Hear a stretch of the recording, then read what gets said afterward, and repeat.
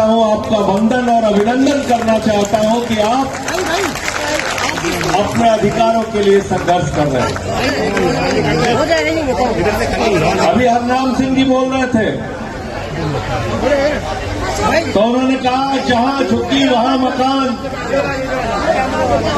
ये वादा किसका था? भारत के प्रधानमंत्री नरेंद्र मोदी ने पूरे चुनाव में चिल्ला चिल्ला के कहा था जहां झुकी वहां मकान, जहां झुकी वहां मकान। अरे जहां झुकी वहां मकान तो छोड़ो, 300 साल से जो गांव बसा है उसको उजाड़ने के लिए तुम लोग आ गए हो, इसलिए हमारी लड़ाई तुम्हारे खिलाफ है। और 6 महीने से एक ही काम भारतीय जनता पार्टी कर रही है दिल्ली में। पूरे चुनाव के दौरान कहा जहां झुकी वहां मकान।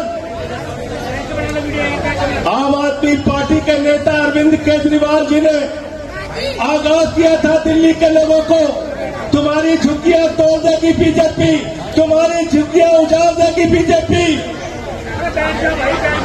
जैसे ही सरकार बनी, रेखा गुप्ता जी मुख्यमंत्री बनी, मद्रासी कैंप उजाड़ दिया गया। 70 साल पुराना मद्रासी कैंप उजाड़ दिया गया, जहां 2-2, 3-3 पीढ़ियों से लोग रह रहे थे, ठेले की दुकान लगा रहे थे, सब्जी की दुकान लगा रहे थे। पूर्वांचल के भाई बहन, यूपी बिहार के भाई बहन वजीरपुर की जिस बस्तियों में रहते थे, उन बस्तियों को उजाड़ दिया गया, उनको तबाह और बर्बाद कर दिया गया। बसंत कुंज के इलाके में जो गरीब इंसान रहते थे उनको उजाड़ दिया गया, उनको बर्बाद कर दिया गया। अब आपको उजाड़ने आए हैं। मैं आपसे कहना चाहता हूं, अंतिम दम तक ये लड़ाई लड़नी है और एक भी यहां से हटनी नहीं चाहिए। इनसे सावधान रहना। ये बुलडोजर को अपना हथियार बनाते हैं। कल मैंने देखा लखनऊ में एक भाजपाई ने पोस्टर लगाया था, I love Yogi Adityanath ji bulldozer Baba. हमने तमाम बाबा सुना है, एक देश में हो गया बुलडोजर बाबा। तो बुलडोजर बाबा कहां मिलते हैं? भारतीय जनता पार्टी में मिलते हैं। अगर अपने घर पे बुलडोजर चलवाना चाहते हो तो बीजेपी के साथ जाना, वरना इनकी नीति के खिलाफ जैसे आप लड़ रहे हो, अंतिम दम तक लड़ाई लड़ने के लिए तैयार रहना। और ठीक है हमारे साथियों ने, ये 16 दिसंबर के चक्कर में मत पड़ना।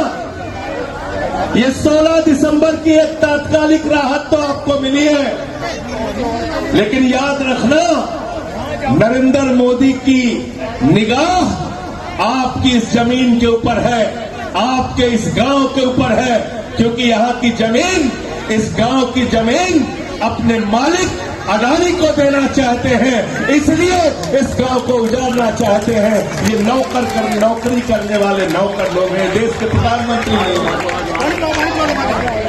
ये नौकर है अडानी के, ये गुलामी करते हैं अडानी अंबानी की, ये उनके इशारे पे नाचने वाले लोग हैं। आपकी जमीनों पे आपका घर तोड़ देंगे, आपको चौराहे पे खड़ा कर देंगे, यहाँ के स्कूल अस्पताल तोड़ देंगे और ये जमीन अडानी को उठा के देंगे उद्योग लगाने के लिए, होटल बनाने के लिए। आपको तय करना है कि आप अपने लिए लड़ने के लिए तैयार हैं या ये अपना गांव जो 300 साल पुराना गांव है ये मोदी जी के हाथों में देने के लिए तैयार है। ये आपको तय करना है। अगर आप लड़ने के लिए तैयार रहेंगे, आपके साथ कंधे से कंधा मिलाकर आपका ये भाई आपकी लड़ाई लड़ने के लिए तैयार रहेगा।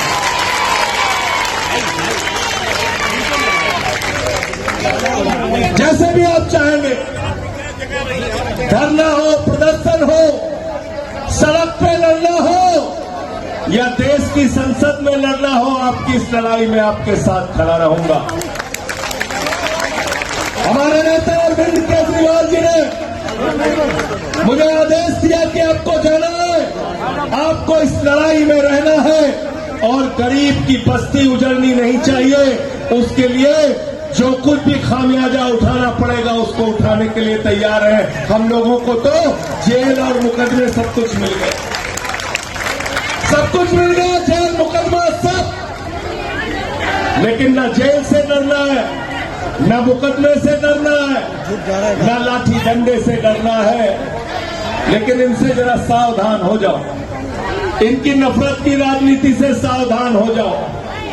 अभी क्या बोला इनके एक नेता ने, कहने लगे देखो तकनीक का इतना विस्तार हो गया है कि अमेरिका वाला भगवा रंग का आईफोन बना रहा है। बोले नहीं बोले, ऐसे ही बेवकूफ बनाते हैं आपको। तो अब अमेरिका वाला अगर भगवा रंग का चक्कू बनाएगा और आपके पीठ में मारा जाएगा भगवा चक्कू, तो कहेंगे पूरा मत मानना, ये भगवा चक्कू है आपके पीठ में मारा जा रहा है। तो ये भाजपाई जो है, ये भाजपाई भगवा 56 छुरी है, भगवा 56 छुरी।